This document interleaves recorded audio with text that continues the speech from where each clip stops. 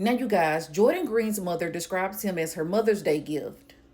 Thank you.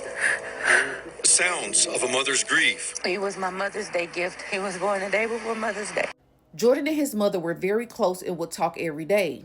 Now, y'all, in 2010, Jordan would end up getting into 2 car accidents that were near fatal. So these accidents happened while he was traveling from Oklahoma back to Texas. So after these accidents, they affected him. He decides to move back to Fort Worth, Texas, and take classes at a local college. So he's doing fine, but in 2015, he decides that he wants to make extra money. And in Fort Worth, he's just not finding those jobs. So he has an aunt about 4 hours away in San Antonio. And in July of 2015, he decides that he's going to move in with her.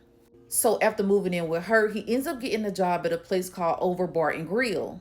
And around November, he makes the decision to move in with one of his coworkers. Now, his Aunt Lisa, she's fine with this. He's 23 at the time. He can make his own decisions. But on November 7th, he ends up telling his Aunt Lisa, look, I put in my 2 weeks at this restaurant. I'm moving back in with you. And he's just ready to find something else. So we don't know if something took place with the roommate or if something took place at that job.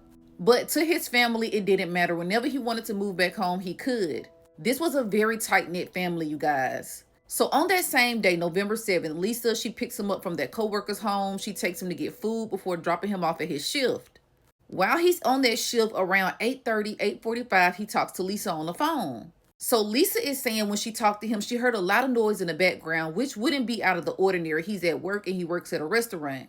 But his mom is saying that when she talked to him, it was kind of quiet in the background, leading him to believe that he was walking home from work, which was not out of the usual for Jordan. But what is out of the usual is after that, nobody has heard from or seen Jordan since. So he was actually planning on moving back with his Aunt Lisa on the 8th, which would have been that following day. And Lisa is saying she was waiting around, seeing if he was going to call so she can go get him. But y'all, he never called. And when she would reach out to Jordan, she didn't get a response.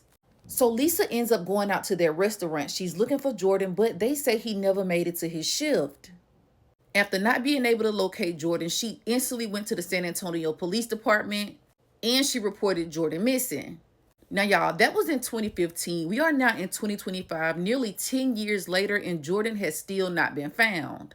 He's a good kid. A high school football star in Fort Worth. He was trying to get back on his feet after a bad automobile crash. On a Saturday, Jordan was walking home from work along Bandera Road after finishing his shift at the Over Bar and Grill.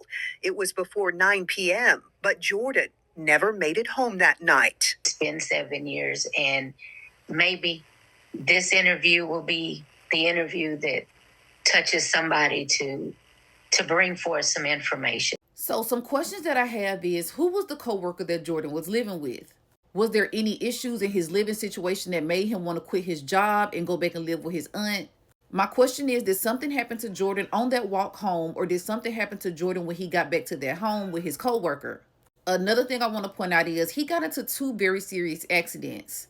Now, y'all, we don't know if that affected him mentally, but seeing as that he was trying to restart his life, he had moved to a new area, I don't think the car accidents are linked to his disappearance. Now, I don't know if they received his cell phone data. I don't know if they've checked his social medias. But on November 10th of 2015, somebody posted a question mark on his social media. Now, y'all, I don't know if this was Jordan or maybe a family member that was trying to see where he was. Now, y'all, Jordan's mother has fought cancer and she beat it twice. She is holding out hope that she can find her son and she is staying strong.